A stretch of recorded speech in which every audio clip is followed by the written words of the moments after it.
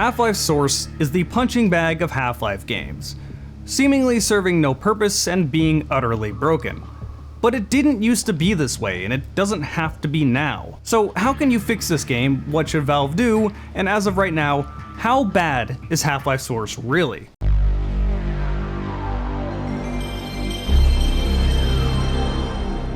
Hey, Jarek here. And while most people are either bitter towards Half-Life Source, or more accurately probably don't even think of Half-Life Source, I had a bit of a love-hate relationship with it. Like many other people, I was annoyed that they decided to release Half-Life Source. I mean, this is Half-Life on the Source engine. I thought that it was just going to be Half-Life 2 level of graphics, a complete proper remake of Half-Life 1. And then we got it, and it was just same textures, Half-Life ported to Source engine and all. This is what initially sparked Blackbase's development.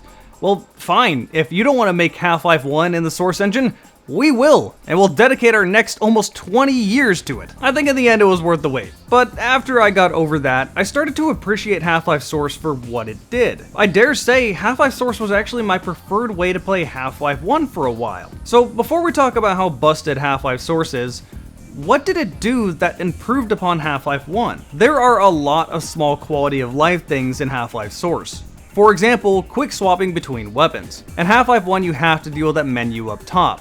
If you want to pull out an SMG, you have to press 3 and then click to pull it out. I much prefer to just press 3 and have my gun. That's an option you can select in Source Engine games. It sounds really small, but it goes a long way. A much more significant change though is the lighting. The Source engine understandably has much better lighting than the initial Half-Life engine, and this is most apparent with the flashlight. The flashlight in Half-Life 1 kind of sucks. It's just like a spotlight at the end of whatever you're looking at. It doesn't really disperse light like you would think a flashlight would. However, the flashlight in Half-Life Source works pretty much like the flashlight in Half-Life 2. It is much better. And that's a good thing because you spend a lot of time in vents. I mean, this is Half-Life after all. Another basic thing by today's standards that the Source engine can do that Gold Source could not is ragdoll. I've talked about this a lot, but I really miss mid-2000s ragdoll. I find it more fun and more satisfying than animations. It almost feels less like you're shooting the enemy and more like you're punching them. This gives immediate feedback to the combat. You did that. Something you did in-game caused a reaction. It makes the weapons feel more impactful, and this is a small thing, but it's a big thing at the same time. And in a very similar way, the recoil. There is something about the gunplay in Source that just feels better to me than Half-Life 1. It's most apparent with the SMG. In the original, it kind of just feels like a cone spread in front of you when you're holding the trigger down. In Half-Life Source, there is an actual recoil pattern. It makes no sense, it just goes up and down like wild, but it is there. This allows me to tap fire and get a little bit more accuracy out of the SMG, but it doesn't invalidate the pistol's purpose of being accurate at long ranges. They also made the Half-Life 2 change where it only takes one crowbar swing to kill headcrab instead of 2. Thank God, this is so much better. Seriously, these are really small changes. They're just quality of life changes, but they add a lot to the game. Nowhere near a Black Mesa a lot, but it's still a significant change. Also, Half-Life Source uses a totally different water shader that looks a lot more believable and is kind of out of place. It's definitely the thing you'll notice above everything else, but it doesn't really change anything aside from just looking at it, so let's move on. In my opinion, those are good changes, until the game suddenly no longer worked and became very broken. But before I talk about that, I have a message. Yep, this video is sponsored by IntoTheAM. Can you tell I like their shirts? Those socks are grip socks. I was required to wear them at the business. Don't judge me. Can you tell I like their shirts?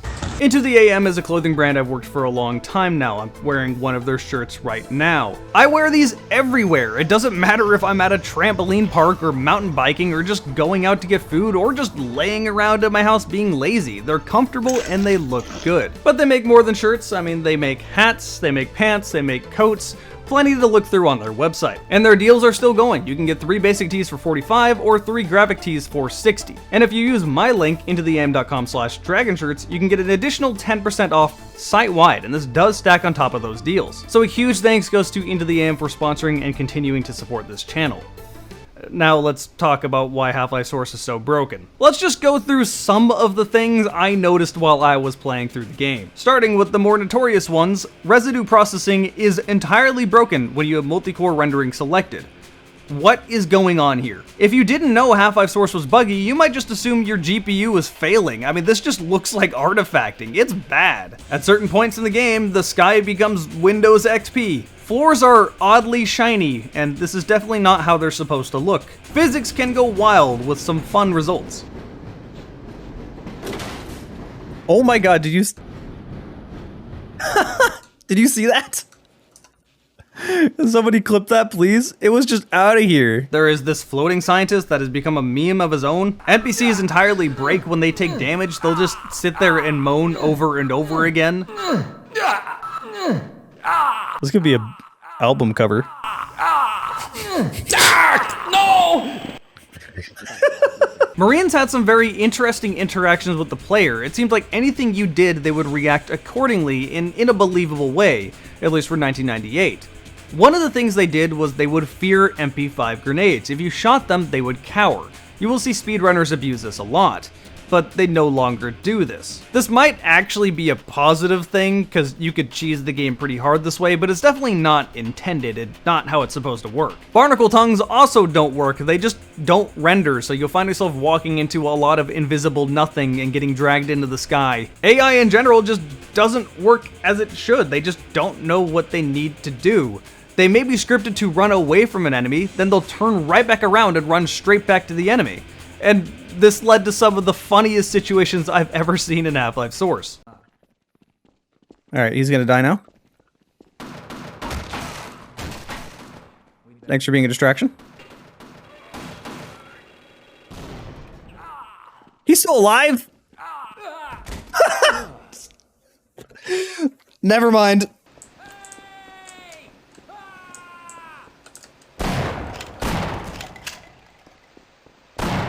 What the? Where the fuck did he come from? And he's just gone.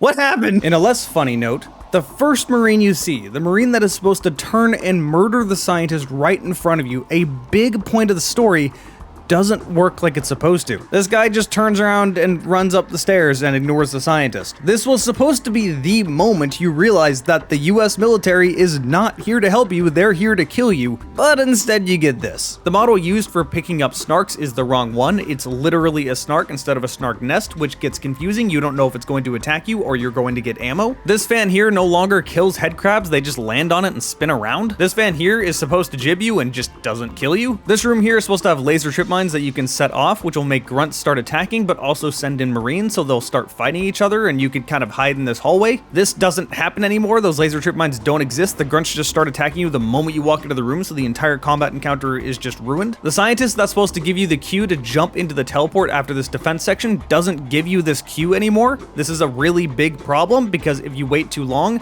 you just fail. If you jump in too early, you just die. The bosses are entirely broken. Quite literally, the only boss that works as intended is the Gargantua. The helicopter's hitboxes are entirely messed up. It's almost impossible to hit, and it has a lot more health than it should.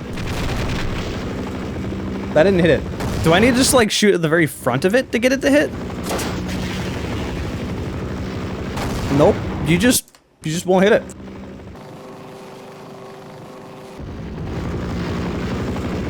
You literally cannot hit it with a crowbar. What the fuck is this? There we go. Eat shit.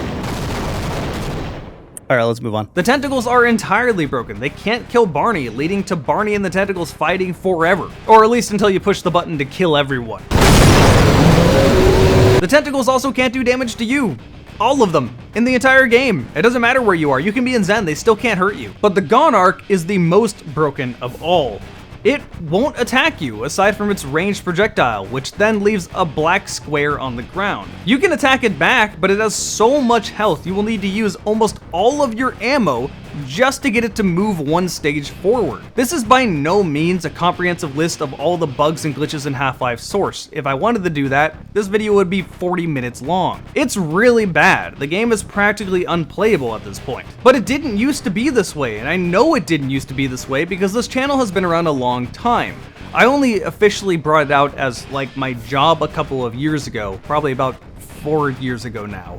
Back in the day, I had it just to post footage of me playing video games and show to my friends. That's all I intended to use it for. One of those old playthroughs is from 2012, and that was Half-Life Source. And looking back at this playthrough, the game worked entirely as intended. Nothing was broken yet. But then fast forward to 2015, and I streamed Half-Life Source to YouTube back before I went to Twitch for streaming. And in the stream, the game was entirely broken. So in between 2012 and 2015, this game got busted. The internet seems to say that the game became broken in 2013 with a significant Source engine update. But that begs the question, why hasn't Valve fixed this game? Why do they just ignore it? They seemingly don't care. Well, to be honest, I can't entirely blame them. I mean, you have Half-Life 1 and Black Mesa. There are much better options to play the original Half-Life than Half-Life Source. You kind of look at it and go, why does this exist? But at the same time, if someone bought a game, they should be able to play it as intended. Good news is there are mods to do that. I haven't played any of them, but for what people have told me, they do a pretty good job. The way I see it, Valve has two options here. They could fix up the game as it should be, maybe even by hiring some of those modders and just using the work they've done to fix Half-Life Source. Or they can just delist Half-Life Source entirely, as it seems to be a bit redundant and not really needed. But there's one really big problem with doing that. If you delist Half-Life Source, people will then not be able to get the assets they need to play Gary's mod. If you don't have Half-Life Source or Counter-Strike Source, you're going to be seeing a lot of the classic red errors. Those things are so common you can buy them on Etsy. So if you wanted to delist Half-Life Source, you would have to delist it and then put all of the assets from Half-Life Source just natively in Gary's mod. Valve is never going to do this, so the real solution is just to fix Half-Life Source. But why bother? Why even bother putting effort into that? Well, I think the concern for most people, as is the concern for me, is that someone who has never played Half-Life before may not know any better, so they buy Half-Life Source, they try to play the game, and it's miserable because it's broken. So if you were ever curious about how bad Half-Life Source has gotten over the years, now you know, and you can share it around to your friends that haven't played Half-Life so they don't end up playing Half-Life Source first. And that should sum up Half-Life Source. I've been meaning to make a video of this for a long time, I just kept delaying it. And now we're here. Huge thanks to IntoTheAM for sponsoring this video. Go to intotheam.com/dragonshirts to get 10% off site-wide. And of course, a big thanks goes to you for watching this video.